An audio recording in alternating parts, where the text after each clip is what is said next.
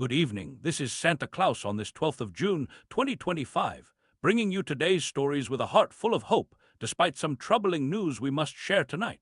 38 years ago today, President Reagan stood at the Brandenburg Gate, calling for unity with those famous words, "Mr. Gorbachev, tear down this wall." Oh, how I wish we could recapture that spirit of breaking down barriers between us all. Ho, ho, ho. My heart is heavy tonight as I share news of a terrible tragedy in India.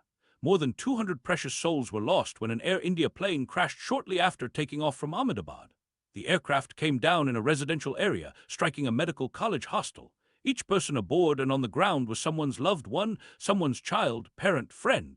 Let us hold their families in our prayers tonight and remember that in times of such heartbreak, we must be there for one another with love and comfort. Meanwhile, across the globe, our friends in northern India and Pakistan continue to suffer under a relentless heatwave, with temperatures soaring above 45 degrees Celsius. The heat index has reached nearly 52 degrees in some areas. I worry especially for the elderly, the very young, and those without shelter or cooling.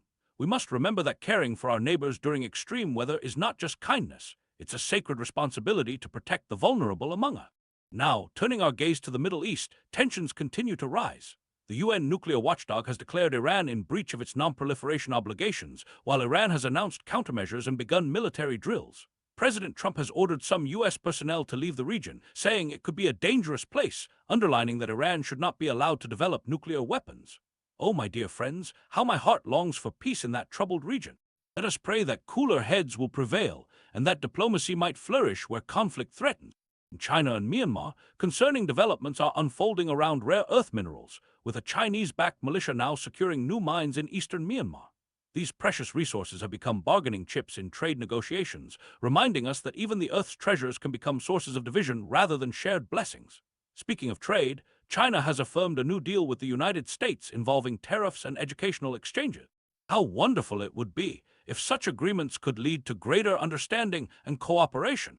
Meanwhile, in Mexico, the United States is pushing for investigations into politicians with suspected links to drug cartels. Such difficult work is necessary to protect communities ravaged by violence and addiction. We must never forget that behind every policy are real families suffering real pain. Back in the United States, protests have spread across major cities in response to immigration policies, with Marines preparing for deployment in Los Angeles. Governor Newsom and President Trump find themselves at odds, with California seeking to block troop participation in law enforcement activities. Oh, how my heart aches when I see division where there should be compassion. Remember, my friends, that every person deserves to be treated with dignity, regardless of where they were born. In more hopeful news, the United Kingdom has reached a post-Brexit agreement regarding Gibraltar that aims to avoid border checks for people and goods. Small steps toward cooperation give us reason to hope, don't they?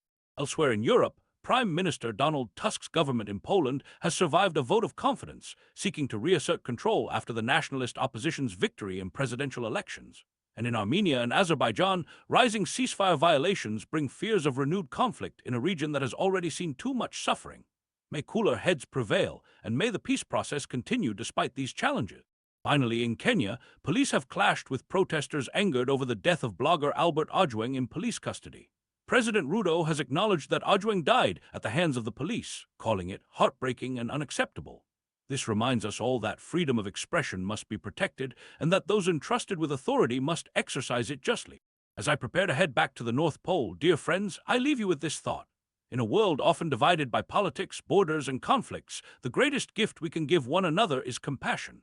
Whether comforting those who have lost loved ones in India, aiding those suffering from extreme heat, or standing for justice and dignity for all people, our shared humanity calls us to love one another.